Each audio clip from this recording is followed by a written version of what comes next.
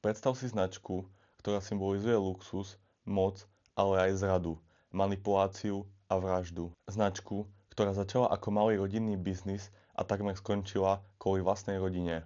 Toto je príbeh Gucci.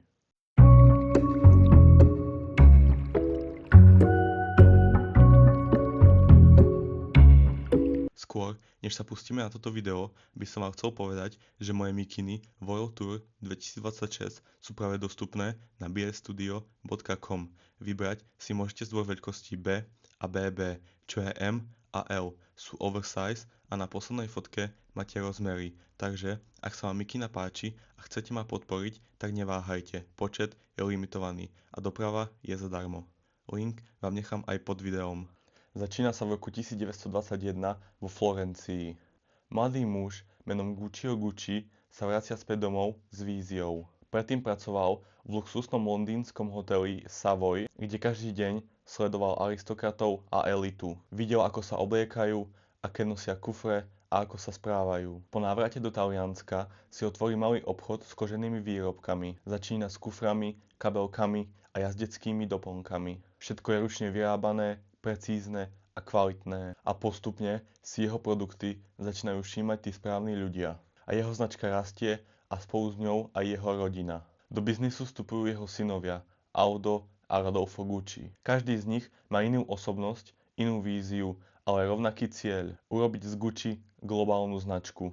Aldo je biznismen, má cit pre expanziu, marketing a rast. Rodolfo je viac umelecký, konzervatívny, dba na imidž a tradíciu. Spolu vytvárajú balans, ktorý značku posúva dopredu.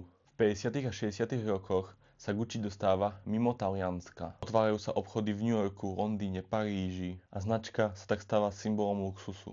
Nosajú celebrity, aristokrati, aj Jackie Kennedy.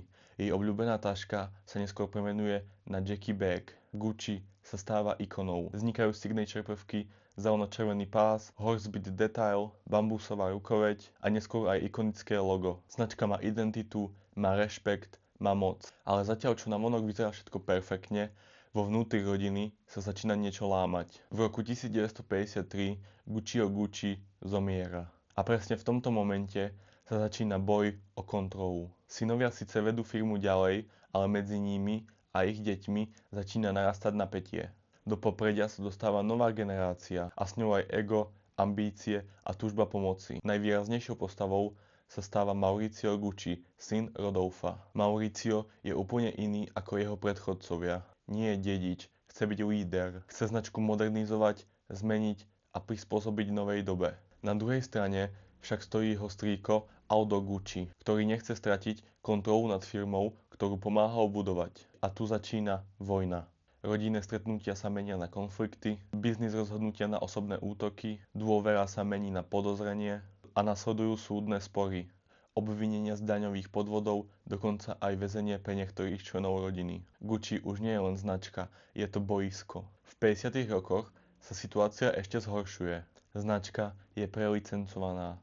Logo Gucci sa objavuje na všetkom možnom, od lacných produktov až po veci, ktoré nemajú nič spoločné s luxusom. Exkluzivita mizne a hodnota klesá. A keď konečne Maurizio Gucci získa kontrolu nad firmou, prichádza ďalší problém. Nemá dostatočné skúsenosti na to, aby firmu zachránil. Robí zlé rozhodnutia, firma stráca peniaze a chaos pokračuje. A potom prichádza moment, ktorý šokuje celý svet. Je rok 1995, ráno ako každé iné, Maurizio prichádza pred svoju kanceláriu v Miláne a v tom zaznejú výstrely. Je zastrelený priamo na ulici. Vyšetrovanie trvá mesiace a keď pravda vyjde najavo, je šokujúca. Za vraždou stojí jeho bývalá manželka Patrizia Reggiani. Žena, ktorá bola kedysi súčasťou luxusného sveta Gucci. Žena, ktorá stratila všetko po rozvode. Média ju nazvú Black Widow. Tento moment definitívne ukončuje éru rodiny v Gucci. Značka prechádza do rúk investorov a práve v tomto bode prichádza záchrana. Rok 1994.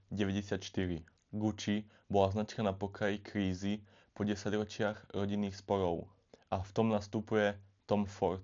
Muž, ktorý mal premeniť starú taliansku ikonu na moderný symbol svetovej módy. Spolu s Dominikom de Solem reštartoval Gucci. Počet obchodov sa znížil z viac ako 1000 na 180 a počet produktov z 22 000 na 7 000. Exkluzivita sa opäť stala kľúčovou hodnotou. Ford predstavil svetu porno chic sexy šaty s provokatívnymi výstrihmi, limitované edície, strieborných pút a odvážne kampane.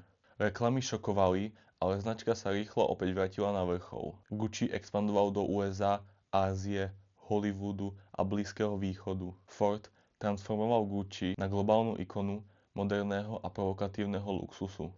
Po odchode Forda sa Gucci potreboval stabilizovať. V roku 2006 nastupuje Frida Gianni, bývalá navrhárka kabeliek a vedúca dizajnu doplnkov. Jej štýl bol elegantný, sofistikovaný a nadčasový.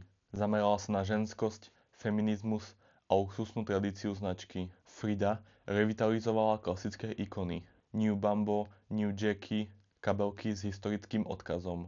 Pod jej vedením Gucci pokračoval v globálnej expanzii a upevnil si svoje miesto medzi luxusnými domami. Jej dizajny spájali tradíciu a moderný štýl, čím pripravila pôdu pre novú významnú éru. V decembri v roku 2014 prichádza Marco Bizzarri ako CEO s úlohou oživiť klesajúce predaje. V januári 2015 menoval Alessandra Micheleho kreatívnym riaditeľom. Alessandro priniesol úplne nový maximalistický štýl. Geek, chic, post-gender, elektrický a extravagantný. A vytvoril nové legendy ako napríklad Dionysus Bag. Pod jeho vedením Gucci zaznamenalo globálny boom. Stal sa hitom medzi Gen Z a influencermi. Pričom jeho dizajny redefinovali moderný luxus a štýl. V januári 2023 nastupuje Sabato de Sarno s cieľom obnoviť prestíž Gucci a reštartovať značku po ére maximalizmu. Jeho štýl je čistý, minimalistický a pragmatický. Prvá kolekcia Gucci Ancora predstavila nový odtieň Gucci Rosso Ancora, tmavú burgundskú farbu a naznačila prechod od prehnanej extravagancie k sofistikovanému praktickému luxusu. Pod jeho vedením Gucci prešiel fázou rekonštrukcie a konsolidácie.